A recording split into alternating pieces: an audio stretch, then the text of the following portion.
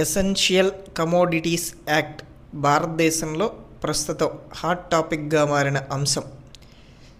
భారతదేశంలోని చమురు ఉత్పత్తి సంస్థల మీద భారతీయ ప్రభుత్వం విధించిన కొత్త చట్టం ఈసీఏ ఎసెన్షియల్ కమోడిటీస్ యాక్ట్ నిత్య అవసరాల ప్రాయోజిత చట్టం. ఈ చట్టం ప్రకారం నిత్య అవసరాలకు సంబంధించిన వాటికి మొదటి ప్రిఫరెన్స్ ఇస్తూ చమురుని సరఫరా చేయాల్సిన బాధ్యత అయితే చమురు సంస్థల మీద ఇప్పుడు ఉందని చెప్పవచ్చు. మనం చూస్తూ ఉన్నాం, బెంగళూరు కర్ణాటకలో హోటల్స్ 20% దాకా మూతపడిన దాఖలా అయితే ఈరోజు రాష్ట్ర వ్యాప్తంగా ఉన్న వార్తా ఛానళ్ళు కవర్ చేసిన పరిస్థితి.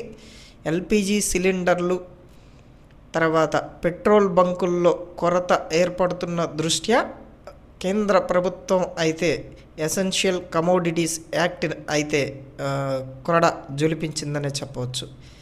చూడాలి, ఈ యాక్ట్తోనైనా నిత్యావసరాలైనటువంటి హోటళ్ళు, రెస్టారెంట్లు, తర్వాత 24/7 ఉన్నటువంటి ఎమర్జెన్సీ సర్వీసులకి ఈ చమురు సంస్థల సరఫరా ఉంటుందో లేదో అనేది ఇకనైనా చూడాలి.